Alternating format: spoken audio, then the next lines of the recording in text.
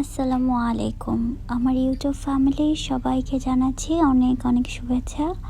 আশা করছি আল্লাহর রহমতে আপনারা সবাই অনেক ভালো আছেন। আমরাও আলহামদুলিল্লাহ ভালো আছি। আর আজকে হচ্ছে তুর্কিতে আমাদের প্রথম দিন।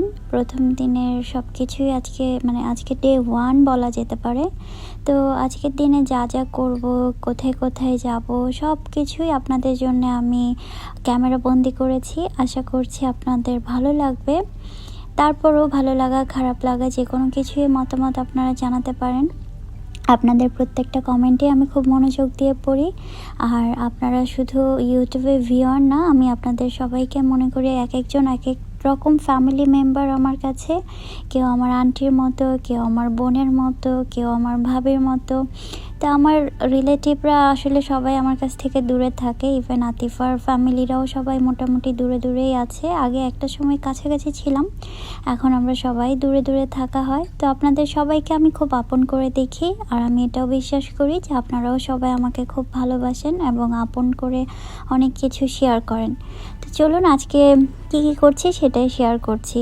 যেখানেই থাকি না কেন রান্না বান্না আসলে করতেই হয়। মেয়ে মানুষ হয়ে জন্ম নিয়েছি, হাঁড়ি আর পাতিল নাড়ব না সেটা কি আর সম্ভব? আসলে মেয়েরা যতই পড়াশোনা করুক, যতই বড় চাকরি করুক কিংবা ক্যারিয়ার করুক, যাই করুক, রান্না তাকে করতেই হবে, সে পৃথিবীর যেখানেই থাকুক না কেন। ইভেন অনেক মানুষের স্বপ্ন থাকে হয়তো দেশের বাইরে সেটেল হবে, আমেরিকা বা ইউরোপে।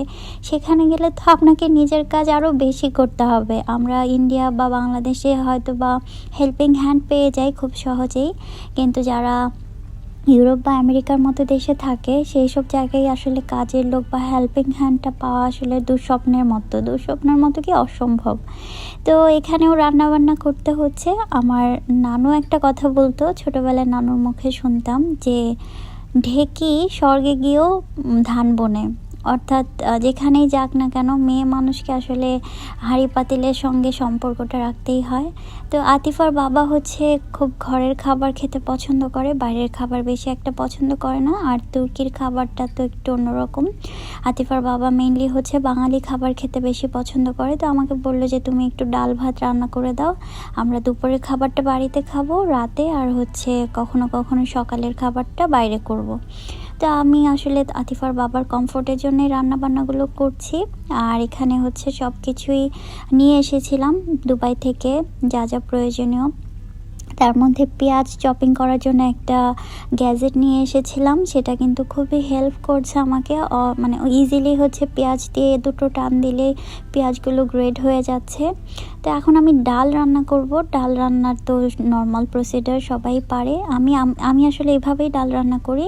এটা খেতে কিন্তু খুব ভালো লাগে, যদিও আমি বাড়িতে প্রেশার কুকারে দিই।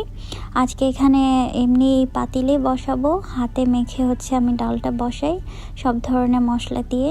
তো সব ধরনের মশলা বলতে ডালে তো আসলে মরিচ দেওয়া যায় না, শুধু হলুদ আর একটু ধনিয়ার গুঁড়া হয়তো দেওয়া যেতে পারে। এটা আসলে অপশনাল, কিছু না দিয়ে শুধু লবণ দিয়েও ডাল রান্না করা যায়। তো আমি এভাবে মাখিয়ে নিয়েছি, এখন ডালে বসিয়ে দিব। এর মধ্যে আতিফা হচ্ছে সকালে নাস্তা খাওয়ার জন্য প্রিপারেশন নিচ্ছে। সীমা ওকে নাস্তাটা খাওয়াবে, আমি এদিকে রান্নাবান্নাগুলো করে নেব।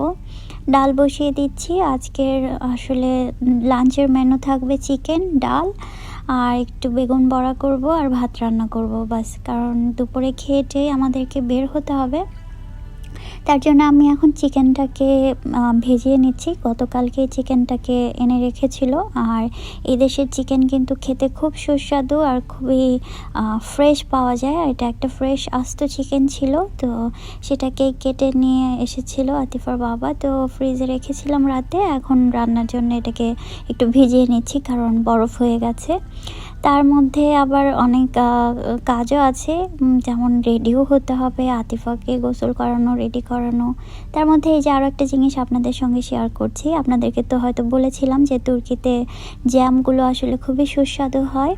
এখানে জ্যামের বৈশিষ্ট্য হচ্ছে এগুলো আস্ত পাওয়া যায়। ওরা জ্যামটাকে এইভাবেই বানায়। আমি যে স্ট্রবেরি জ্যামটা দেখালাম সেখানে কিন্তু ভিতরে আস্ত স্ট্রবেরি দেওয়া আছে, আর এটা হচ্ছে একটা চেরির জ্যাম। আর প্রথমে অরেঞ্জেরটা দেখিয়ে পাঠিয়েছিলাম। তো আমি একটু আসলে ট্রাই করছি। গত বছর খেয়ে গিয়েছিলাম, ভালো লেগেছিল বলে আমি বাড়িতেও বানিয়েছিলাম দুবাইতে। আপনারা হয়তো আমার অরেঞ্জ জেলি ব্লগটা অনেকেই দেখেছেন, না দেখে থাকলে দেখে নেওয়ার অনুরোধ রইল। খুবই ইজি। আর এটা খেতে এখন আসলে আমি নাস্তা করছি। নাস্তা করতে করতে আপনাদেরকে তুর্কির সুন্দর ভিউটাও দেখিয়ে নিচ্ছি। আমরা যেই ফ্লোরে আছি সেটা হচ্ছে 15 তালা, আর 15 তালা থেকে ভিউটা খুবই সুন্দর। আমরা যে সাইডটাতে আছি এটা আসলে ইউরোপের সাইডে পড়েছে, ইস্তানবুলের সৌন্দর্য তো আসলে বলে শেষ করা যাবে না। তার মধ্যে আতিফার বাবা হচ্ছে একটু নিচে হাঁটতে গিয়েছিল, হাঁটতে গিয়ে তার কাছেই কিছু নাস্তা দেখে ভালো লেগেছে তাই নিয়ে এসেছে। আর রান্নাবান্নার জন্য প্রয়োজনীয় কিছু জিনিস যেমন টমেটো, কাঁচামরিচ, লেবু, এই জিনিসগুলো বলেছিলাম, তো আতিফার বাবা সেগুলো নিয়ে এসেছে। একদমই যতটুকু প্রয়োজন ততটুকুই।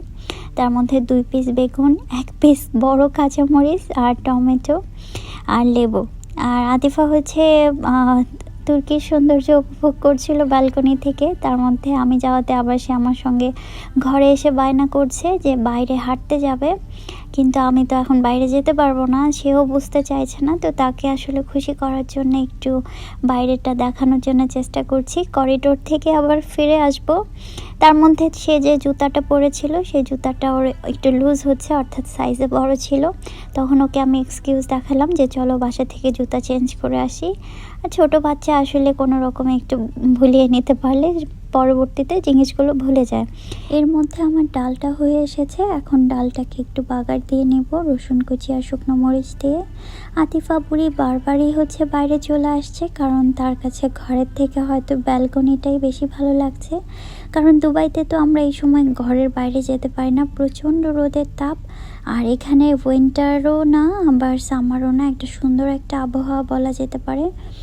ব্যালকনিতে আসলে আতিফা কেন, আমি আসলে আমারও মনটা ভালো হয়ে যাচ্ছিল। খুবই সুন্দর খোলামেলা। আর আতিফা হচ্ছে এরকম উপরে কখনো হয়তো দেখেনি, তাই তার ভালো লাগছে। ভাবলাম আপনাদেরকে একটু রুম বা এই ফ্ল্যাটের ট্যুর করে দেখাই। তো এটা হচ্ছে একটা ওয়াশরুম। এই ওয়াশরুমটা অ্যাকচুয়ালি ওপেন, অর্থাৎ যে কেউ ইউজ করতে পারবে। এটা কোনো রুমের সাথে অ্যাডজাস্ট নয়, এটা হচ্ছে লিভিং এরিয়ার পাশেই। এই ওয়াশরুম থেকে বের হইলেই হচ্ছে হাতের বাম সাইডে কিচেন আর লিভিং এরিয়াতে একটা সুন্দর সোফা আছে, একটা ডাইনিং টেবিল আছে। আর এই কিচেনে হচ্ছে প্রয়োজনীয় সব জিনিস আছে, হাঁড়ি পাতিল, গ্লাস বাটি, প্লেট, সব কিছু। আর ডোরটা ওপেন আছে কারণ আতিফার বাবা একটু আগেই নামাজ পড়তে গেল জোহরের। তার মধ্যে আমরাও হচ্ছে সব গুছিয়ে নিচ্ছি, প্রায় রান্নাবান্না তো শেষ। এটা হচ্ছে একটা ছোট্ট রুম বলতে বড় রুম, কিন্তু ক্যামেরায় হয়তো ছোট লাগছে। এই রুমে আপাতত সীমা আছে আর আতিফার প্রয়োজনীয় জিনিসপত্র। এখন যেই রুমে যাচ্ছি এটাতে আমরা অবস্থান করছি।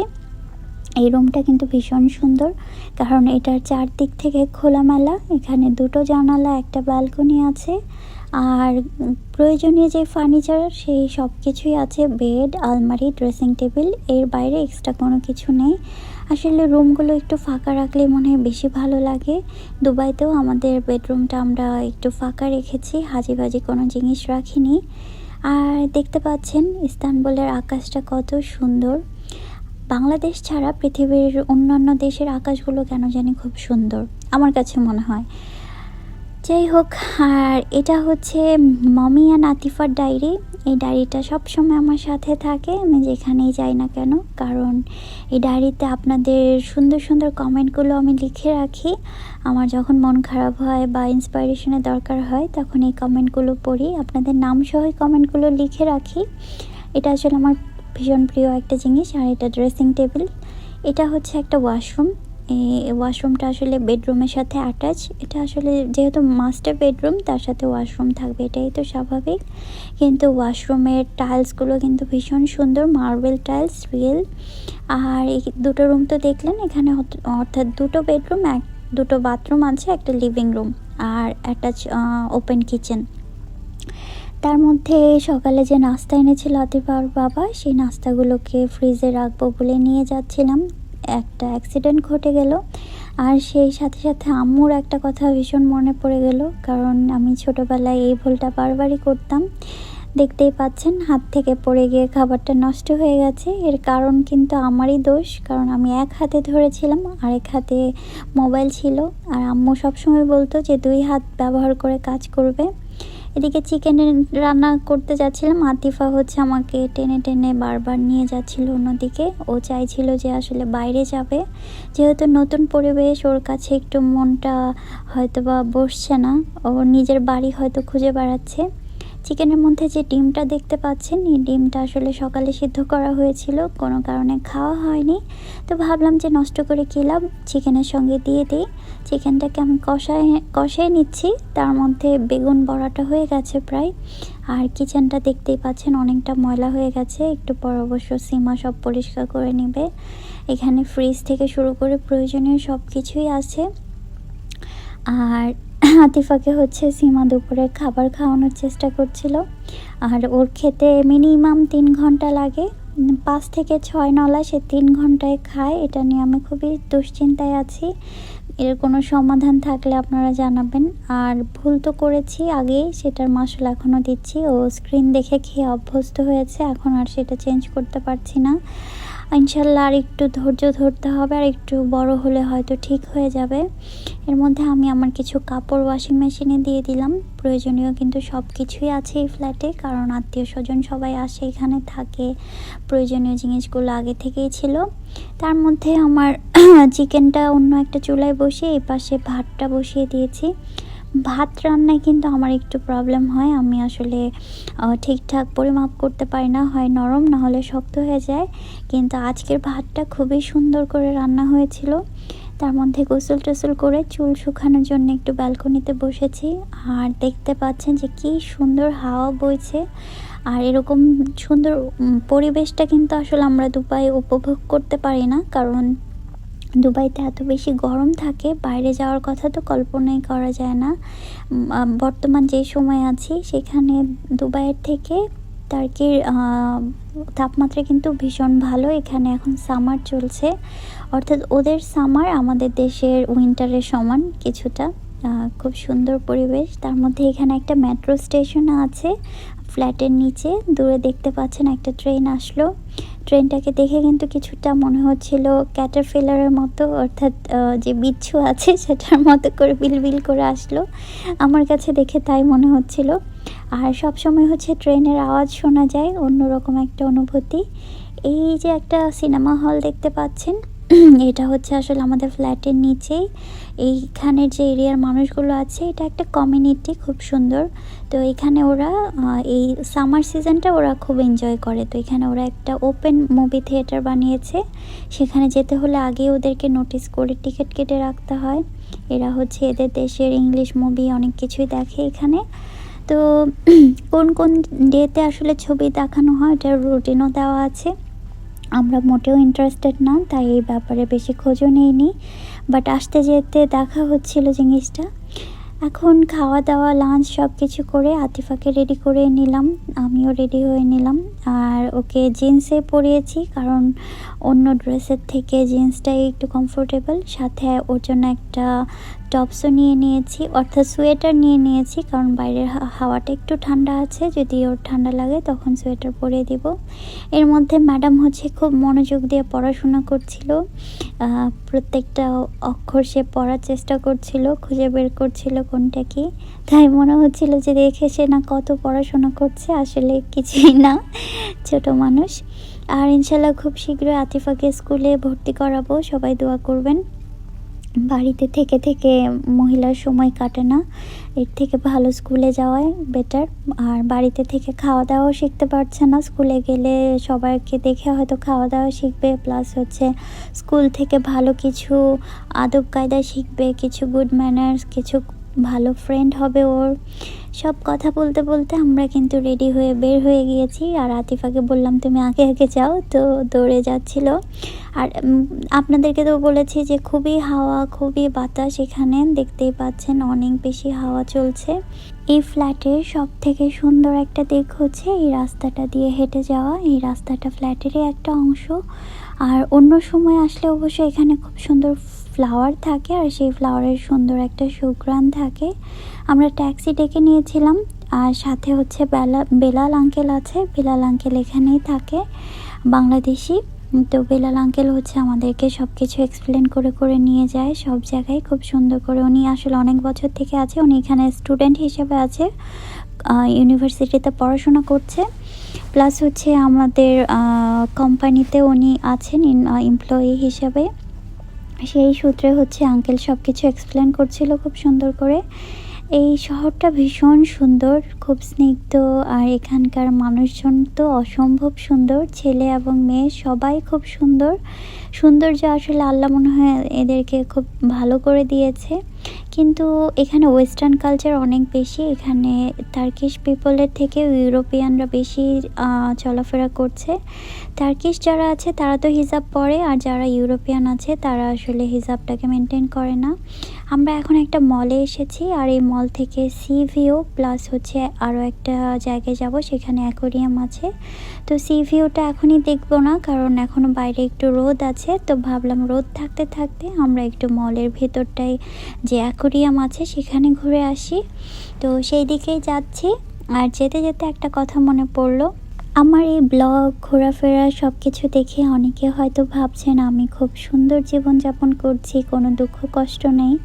আসলে আপু, নদীর এপার থেকে ওপার দেখতে খুব সুন্দর লাগে। যখন ওই পারে যাওয়া যায় তখন বোঝা যায় কারা কীরকম প্রবলেমে আছে, কার জীবনে কী দুঃখ আছে।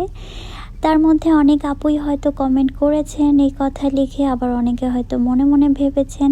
তার মধ্যে উল্লেখযোগ্য একজন আপুর কমেন্ট তো আমার এখনও চোখে ভাসছে গতকালকের ব্লগে। বাংলাদেশি ব্লগার মম রোমা আপু, উনি কমেন্ট করেছিল যে আমার অনেক সৌভাগ্য দিয়েছে আল্লাহ। সৌভাগ্য দিয়েছে কিনা জানি না, সেটা আল্লাহ সব থেকে ভালো জানবেন। সৌভাগ্যের পাশাপাশি কষ্ট তো অনেক আছে, সেটা হয়তো আমি আপনাদেরকে শেয়ার করি না, শুধু সুখগুলোই শেয়ার করি। দুঃখ কষ্ট প্রত্যেকটা মানুষের থাকে, কারো কম কারো বেশি। আপনাদের ছোট ছোট কষ্টের থেকে আমার কষ্টের পরিমাপটা অনেক বেশি, যেটা হয়তো আপনাদের সঙ্গে শেয়ার করতে পারি না। যাই হোক, সবার কাছে দোয়া চাই, আল্লাহর কাছে দোয়া করবেন আল্লাহ যেন আপনাদেরকেও ভালো রাখে, আমাকেও ভালো রাখে। দুঃখ কষ্টের মাঝেও কিন্তু আমি সুখ খুঁজে বেড়াই, সুখটাকে অর্জন করার চেষ্টা করি। আর কথা বলতে বলতে আমরা যে অ্যাকোরিয়ামটা ঘুরে ফেললাম সেটা নিশ্চয়ই আপনারা দেখতে পেয়েছেন। তার মধ্যে অনেক কিছু ছিল উল্লেখযোগ্য। এখানে একটা বাক্সের মধ্যে পুরো টার্কির যে ইতিহাস আছে সেগুলোকে ওরা খুব সুন্দর করে ধারণ করেছে। ইভেন টার্কির যে নদী আছে সেটাকেও খুব সুন্দর করে জাহাজ সহ ওরা একটা স্ট্যাচু বানিয়ে রেখেছে। এইটা পুরোটাই একটা অ্যাকোরিয়ামের ভেতর দিয়ে যাত্রাটা, তার মধ্যে ছোট ছোট জিনিস, মাছগুলো কিন্তু ভীষণ সুন্দর। কিন্তু আগেই তো বলেছি, যারা দুবাই থাকে তাদের কাছে পৃথিবীর অন্য কোনো যে কোনো জিনিসই খুব সাধারণ মনে হবে, কারণ দুবাইতে আটলান্টিক্সে যে অ্যাকোরিয়াম আছে সেটা ঘোরার পর আসলে অন্য কোনো অ্যাকোরিয়াম তেমন আহামরি মনে হবে না। তার মধ্যে ম্যাশম্যালো দেখে আতিফা বলছিল প্লিজ গিভ মি ম্যাশম্যালো, তো ওর রিকোয়েস্ট রাখার জন্য ম্যাশম্যালো নিয়েছি। কিন্তু আমি ভুল করে এখানে চকলেট সস দেওয়াতে সে আর খায়নি। আর অ্যাকোরিয়াম এখনও শেষ হয়নি, এটা ভীষণ বড়। তার মধ্যে একটা জিনিস খুব ভালো লেগেছে, সেটা হচ্ছে এই যে আমাজন জঙ্গলটা, এটাকে ওরা কিছুটা আমাজন জঙ্গলের স্টাইলে করেছে। আমাজনের যে জঙ্গল আছে সেখানে কিছু স্যাঁতস্যাঁতে মাটি, একটু বৃষ্টি, একটু হচ্ছে জঙ্গলের যে দৃশ্য থাকে সেটা অনেকটাই ওরা এখানে উল্লেখযোগ্যভাবে তুলে ধরেছে। ভীষণ সুন্দর লেগেছে এই জায়গাটা। আর এখানটায় এসে হচ্ছে সবাই মোটামুটি ছবি ভিডিও তুলছিল, আর আমি তো আগে থেকেই ভিডিও করছিলাম আপনাদের দেখানোর জন্যে। তো আসলে জায়গাটা কিন্তু ভীষণ সুন্দর, আমি নিজেও খুব উপভোগ করছিলাম। এর আগেও আমরা এসেছিলাম এখানে আবার আসা হলো সেকেন্ড টাইম। গতবার আতিফার বাবা আসেনি, এবার আতিফার বাবা আছে আমাদের সঙ্গে। তো এখানে সবাই ছবি তোলাতে ব্যস্ত, মাঝখান দিয়ে হেঁটে যেতে মনে হচ্ছিল যে সবাইকে ডিস্টার্ব করছি, কিন্তু আমার রাস্তা তো আমাকে যেতেই হবে, কিছু করার নেই। তো এই আপুটা ছবি তুলছিল ওনার হাজব্যান্ডের, মাঝখান দিয়ে যেতে খারাপ লাগছিল বলে আমি ভাবলাম যে একটু ওয়েট করে নেই। তো উনি সরে যাওয়ার পরেই হচ্ছে আমি বাকি রাস্তাটা শেষ করার উদ্দেশ্যে রওনা দিচ্ছি। আতিফা অনেক আগেই ওর বাবার সঙ্গে বের হয়ে গিয়েছিল, আর আমরা কথা বলতে বলতে সেখান থেকে চলে এসেছি। আসার সময় হচ্ছে আতিফার একটা স্টিকার খুব পছন্দ হয়েছে, সেটা কেনার বায়না করলো, তো ওর বাবাও ওকে কিনে দিল। সেখানে একটা মারমেডের ছবি আছে, আর ওই স্টিকারটা আসলে লাইটিং সিস্টেম, রাতের বেলা লাইট জ্বলবে। আর আপনাদেরকে যে বলেছিলাম যে সি ভিউটা আমরা দেখব বা সমুদ্রের সাইডে ঘুরবো, তখন রোদ ছিল বলে আসেনি, এখন রোদটা কমে গেছে। আর আমরা এখন নিচের দিকে যাচ্ছি। নিচের এই সাইডটাতে মানে মলের বাইরে এখানে হচ্ছে বিভিন্ন ট্যুরিস্টদের জন্য রেস্টুরেন্ট করে রেখেছে খুব সুন্দর স্টাইলে। এই ভিউটাও সেম সিমিলার, কাছাকাছি কিন্তু দুবাইতেও আছে, যে বেয়ার বিচটাও ঠিক এরকমই। তাই এখানে বসতে গিয়ে আমরা খাবার চুজ করছিলাম, কি খাবো না খাবো। এর মধ্যে সীমাকে বলেছিলাম যে আতিফাকে নিয়ে একটু হাঁটার জন্য, কারণ সে ওখানে বসতে চাইছিল না, ওর কাছে এই জায়গাটা ভালো লেগেছে, খোলামেলা বলে হাঁটবে। তো হাঁটতে গিয়ে আতিফাকে নিয়ে সীমা অনেকটা দূরে চলে যায়, তা আমার অনেক টেনশন হচ্ছিল, মায়ের মন বলে কথা। তারপরে আমিও ভাবলাম যে ওদেরকে খুঁজে নিয়ে আসি, কারণ দুজনেই বাচ্চার সমান, ওদের কারো কাছে মোবাইল নেই, হারিয়ে গেলে খুঁজে পাবো না। আর এখানে যেহেতু ট্যুরিস্টের সংখ্যা অনেক বেশি, হারিয়ে যাওয়াটার সম্ভাবনা বেশি আছে। আর তুর্কির আসলে সৌন্দর্য অনেক, তার মধ্যে বেশি সুন্দর যে জিনিস আমার কাছে মনে হচ্ছে, ওদের রাস্তাগুলো খুবই উঁচু নিচু, কোথাও ঢালু কোথাও হচ্ছে উঁচু, খুব সুন্দর। আর সমুদ্রে যাওয়ার জন্য আমাদের উপর থেকে নিচে নামতে হচ্ছে, রাস্তাটা কিন্তু খুবই স্লিপারি ছিল, আর নামতে গেলে বসে একটু সাবধানতার সাথে নামতে হবে। এখানে নামার পর বাচ্চারা, ছোটো ছোটো বাচ্চাগুলো হচ্ছে গাড়ি চালাচ্ছিল, এখানে ভাড়ায় কিছু গাড়ি পাওয়া যায়। তা আতিফা হচ্ছে খুব এক্সাইটেড ছিল, সেও গাড়ি চালাবে, জানি না সে চালাতে পারবে কিনা। তো আমরাও খুব আগ্রহ করে ওকে নিয়ে গেলাম যে হ্যাঁ বসাবো, কিন্তু ওকে গাড়িতে বসানোর পরে যেটা জানতে পারলাম, এদের পেমেন্ট সিস্টেমটা আসলে কার্ডে হবে না, ওদের লিরাতে করতে হবে, এদেশের মুদ্রায়। তা আমাদের কাছে আসলে বর্তমানে এখন এই মুহূর্তে কোনো লিরা ছিল না, তাই আতিফাকে আসলে দুঃখজনকভাবে ওখান থেকে সরিয়ে নিতে হলো। খুবই খারাপ লাগছিল, খুবই মায়া লাগছিল, বাচ্চাটি এত শখ করে গেল। তো মাশাআল্লাহ লক্ষ্মী বাচ্চা, আমি বলার পরে অন্যদিকে ওকে ডাইভার্ট করে নিয়েছি, কিন্তু আবার বাইরে এসে দেখে যে ছোট ছোট বাচ্চাগুলো খেলছে, ওর মনোযোগ আসলে ওখানেই ছিল, বারবার ওই গাড়িগুলোর কাছে যাচ্ছিল, তার কাছে ভালো লেগেছে। হয়তো দুবাইতেও আছে এরকম, ইনশাল্লাহ দুবাই গিয়ে ওকে চড়াবো। আজকে ওর ভাগ্যে ছিল না, সব কিছুই ভাগ্যের একটা ব্যাপার আছে। তার মধ্যে আমরা এখানে ঘুরে টুরে মনে হলো যে এখন উপরের দিকে যাই, এখানে প্রায় সন্ধ্যা হয়ে গেছে, আর সমুদ্রের পাশে অনেক মানুষ বসে আছে। আমার পছন্দের জায়গা হচ্ছে সমুদ্রের একটা পার্ট, সমুদ্রের কাছে গেলে কেন জানি মন ভালো লাগে। আর বাচ্চা নিয়ে সমুদ্রের পাশে যে মন খুলে বসবো বা এনজয় করব সেটা সম্ভব না, দেখতেই পাচ্ছেন সে হচ্ছে খুব কিউরিয়াস সব কিছু দেখার জন্য। তার মধ্যে এখানে একটা বেড়াল ছিল, এটাকে দেখে আরও বেশি কিউরিয়াস, বেড়ালের পেছনে পেছনে ছুটছিল। আর এই করতে করতে আজকের দিনটা আমাদের আজকের মতো এখানেই শেষ করতে হচ্ছে, কারণ এরপর এখান থেকে আমরা বাড়ি চলে যাব। আজকে ব্লগটা কেমন লেগেছে, তুর্কির ভিউ কেমন লেগেছে, ইচ্ছা করলে কমেন্ট করে জানাতে পারেন। আর যদি কেউ সাবস্ক্রাইব না করে দেখে থাকেন তাহলে আশা করছি সাবস্ক্রাইব করে নেবেন, কারণ এরকম নিত্য নতুন অনেক ভিডিও আসবে ইনশাল্লাহ, যদি আল্লাহ বাঁচিয়ে রাখে। তো আজকের মতো এখানেই, সবাই ভালো থাকবেন, আল্লাহ হাফেজ।